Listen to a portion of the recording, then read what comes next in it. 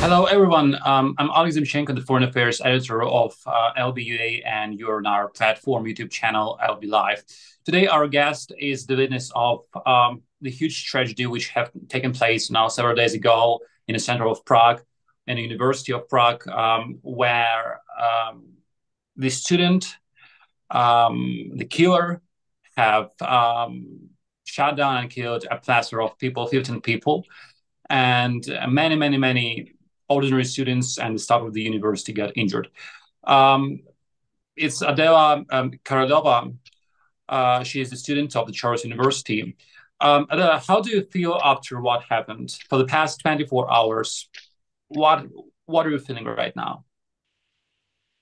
Um, it's really a mixture of emotions, to be honest. When I was in the building, when it was happening, uh, I'm really proud of myself because I didn't fall apart. I wasn't panicking. But when I came back home and I was with my family and I was with my wife, I was just like uh, started to feel the emotions. And uh, when I when you went to bed and I laid down, I just started to thinking what actually happened, and and I started to realizing what I actually went through because I was um when we were in the building, we were watching news online.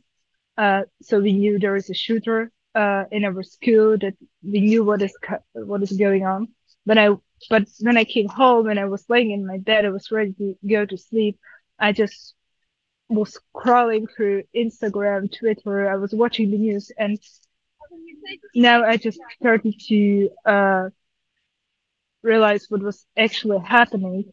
And I I think I slept for like 2 or 3 hours maximum because I couldn't fall asleep.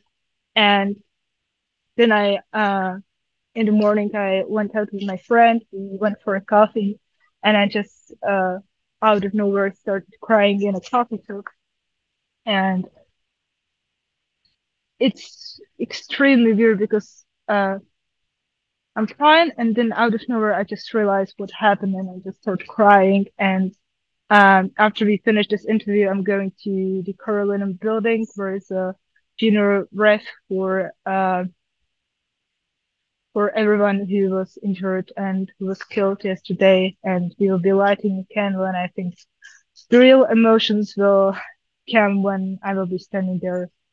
So it's really hard to describe what I'm actually feeling because I still have no idea what I'm feeling. But Do you do you remember what your initial reactions were when you found out that there was a murder in the university, in the building? mm, yeah, yeah, I can remember it because we found it out when we were still in the building, and we were standing there with my friend, and we were just receiving messages from our fellow students who were outside of the building, and they just sent us a message like, "Hey, someone was killed." And I remember just holding my phone and looking at it, and my friend was looking at it with me, and we were just like, like, this is real. This is really happening. And we were just stubborn. We couldn't like, it was really weird. We were just stubborn. That was the emotion. And that was the time we realized that we were really in danger. And I don't know, it's really hard to describe. I What did you when we see?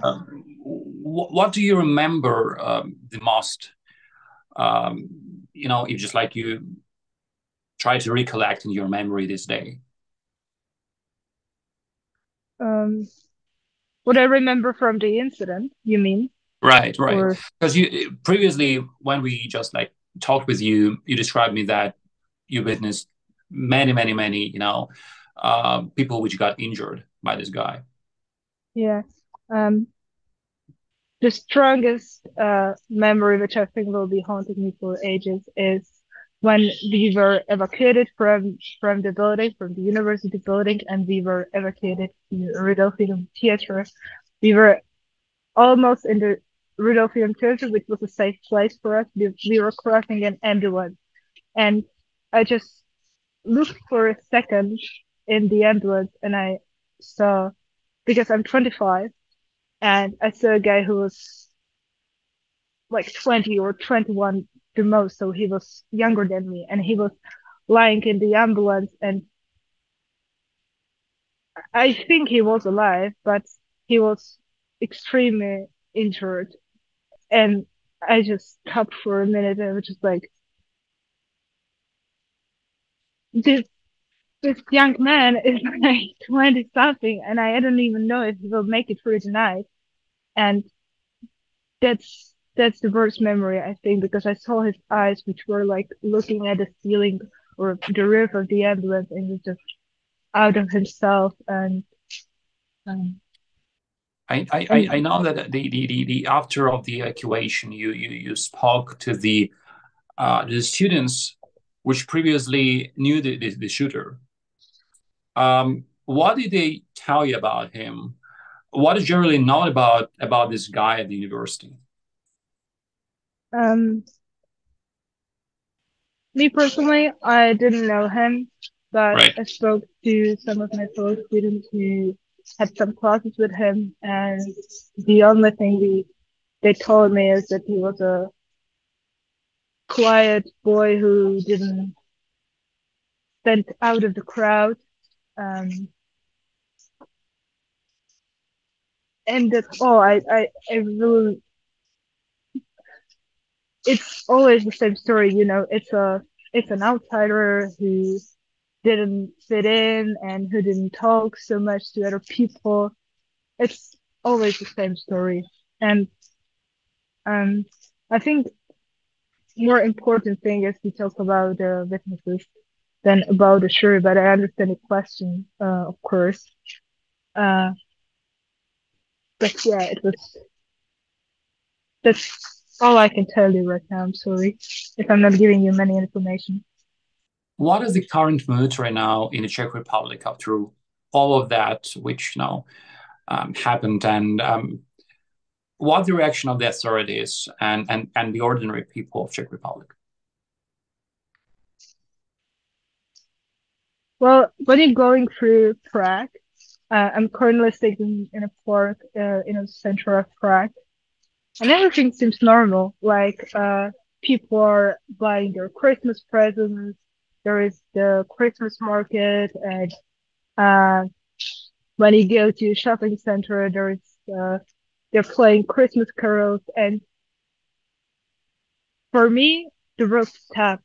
But it's so weird that for other people didn't. But of course, like the whole republic is learning, and we are overwhelmed with news and information, and there is press conferences of the Polish president, and we are getting messages from the president of the United States, Joe Biden, being sorry for us.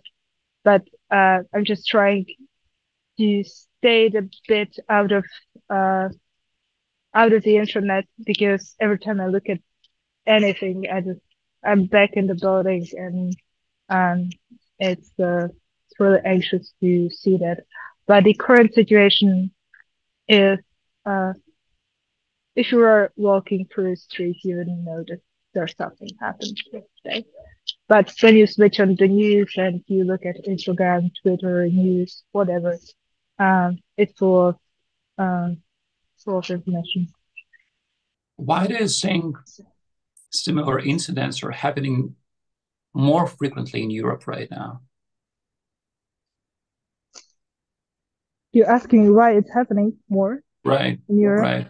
More frequently in Europe, right? Yeah. Depends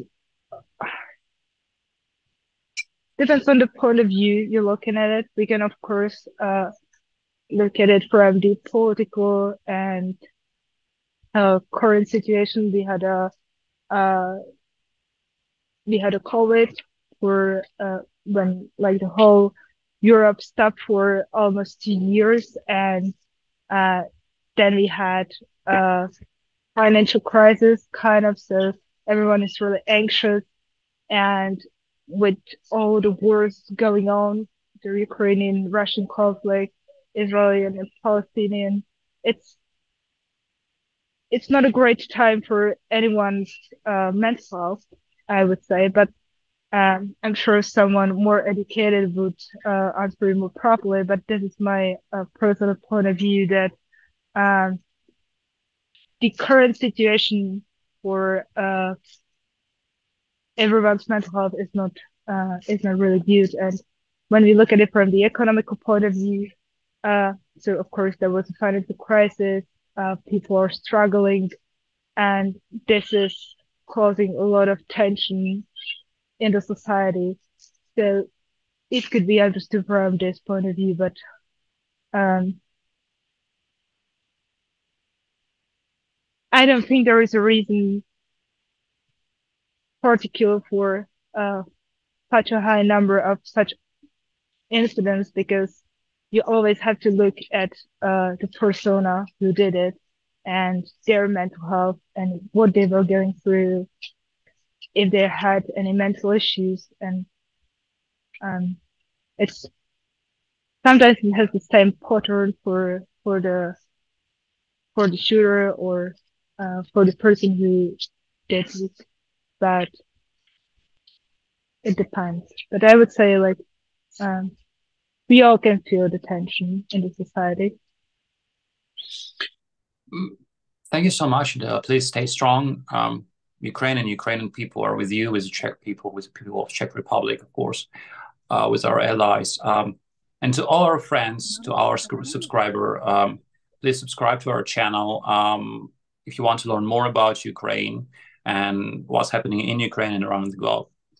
Thank you so much. Have a good day. It is possible. Yeah. Bye-bye. Thank you for the opportunity. Thank you. Yeah. Bye.